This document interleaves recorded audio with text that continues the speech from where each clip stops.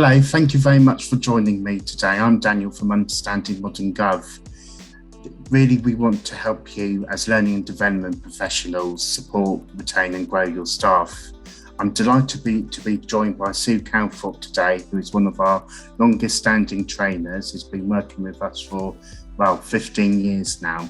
She helps run all of our written communication courses, and I'm delighted to be joined by her to ask her a few questions. So before I'll start asking you the questions, I'd be grateful if you could just tell us a bit more about yourself. Trying to fit training in between being extraordinarily busy over the past 18 months. And it runs the whole sort of range of writing skills, really. I teach half my time and I train, that's complete nonsense. I teach half my time and then I write half my time. So all of the written skills courses we try and bring in, try and incorporate the best practice from current thinking as well. There's none of this, we used to do this in the 1930s. Everything that we bring to the writing courses is currently reflecting the environment within which we're working. Thank you so much. Thank you very much for that. So my sort of first question is really, how does teaching writing courses differ face-to-face and when you teach virtually? I think, to be really honest, I was dreading that transition, first of all. So we've all obviously seen the technology move forward leaps and bounds, and our capacity to be able to incorporate that technology has moved enormously as well. 18 months ago, the sorts of things that were available to us, and I won't name names for fear of dissing any of the things that we were using then, but they weren't very flexible. And so I know an awful lot of trainers, it wasn't just me, were looking at the ways that you could still bring that sort of vitality that you get with face-to-face training into a virtual environment. As the various tips and techniques have changed and things, what I've found in particular is delivering through a virtual environment has been extraordinarily helpful, because if someone asks a question, I'm now in an environment where I've got my laptop with me, all sorts of things, and I'm able to access a whole range of resources that otherwise I might have had to have politely said, can I get back to you with things?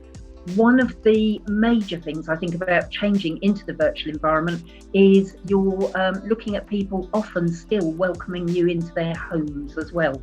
So there are several different things. We know that everyone's been through very different experiences over the last 18 months. I was speaking to someone this morning who simply can't wait to get back to work because of the pressures of having a family around and trying to concentrate. There are other people who maybe are one of the 3.2 million people who bought a pet during lockdown, actually found themselves, what on earth was I doing with that commute? So it's about recognising that people are individuals. So it's not just participants turning up in a room. Actually, what we've got is people who maybe have walked across the landing or are in the office, but are ready to go with the training and looking for something from this experience that they would have got from face to face. So one of the things that's very important virtually is to make people feel comfortable, and that it's not just going to be 470 PowerPoint slides and there's a recipient of this information. And certainly I was going to all sorts of places and looking for role models about what this new form of presenting might be, because you couldn't rest on your laurels from standing in front of a room of people. And it meant that you were looking for different groups of people, really. So actually, one of the people that I looked at was Ramesh Ranganathan, because he was very, very good at presenting with sort of video walls of people. And I found myself poring over the various techniques that he was using to make people feel included. I think that's another thing about the virtual environment. With the face-to-face environment, you can look around the room, you can go and stand by different people to make sure that they are included in the training. It's really important to spot who's ready to ask a question, all sorts of things. So one of the things that you have to be virtually is a lot more acute to what's going on the screen. Now, it can be problematic sometimes because there are some people who are shy, so want to keep their camera off. There are some people who might have bandwidth issues. So it's absolutely making sure that everyone's had the capacity to contribute or to ask questions or to challenge.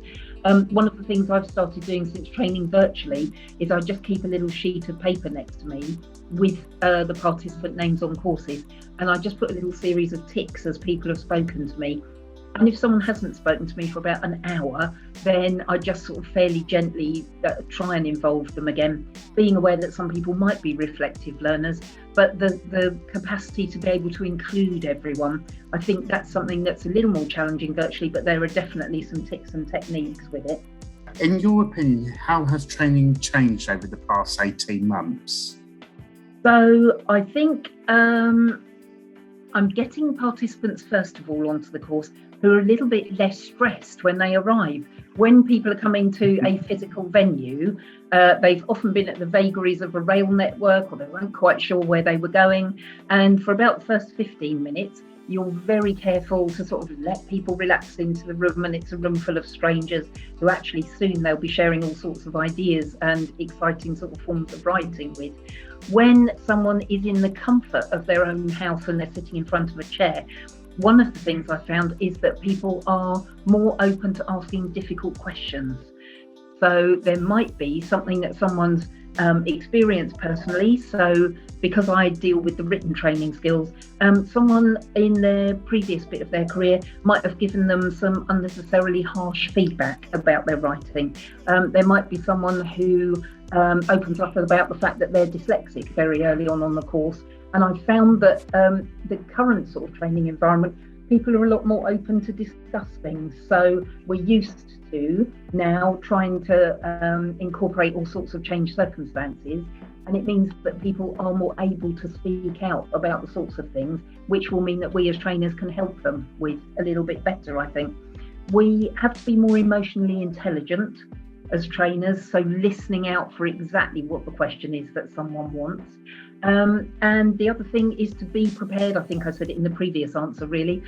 Be prepared to use the different tools that are available to us.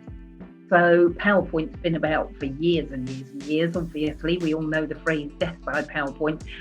So can we use Prezi instead? Can we use PowerPoint slides that move about? How can we incorporate video content into something? How can we jointly edit on screen, which has been one of the joys for me of this particular format. Previously, I've had to give people an exercise, get them to edit. But actually nowadays what we can do is we can joint edit a document on screen so people can ask questions as we go along.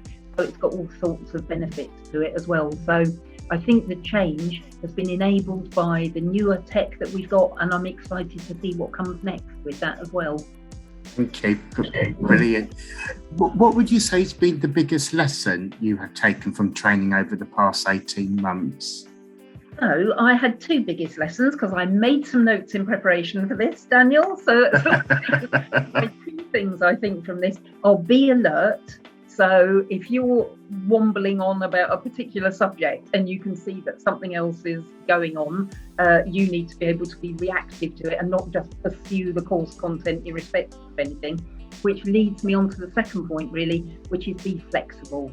So if there is a group of people who come along and they've all got a common concern or common area that they want to learn about, it's about being able to say, oh, actually, yes, we can amend the course content to flex and to deal with what you want, because now more than ever, we are grateful for people's time. I think if someone comes and chooses to spend half a day or a full day on a training course, that's a huge commitment on people's part because they will have done all sorts of other things. We know if they're using Teams in particular, there will be emails coming up during the time that they're working. There will be people sending meeting requests, all sorts of things. We need to respond to that commitment and to thank people by being courteous and respectful with the sort of quality of the content that we're looking at.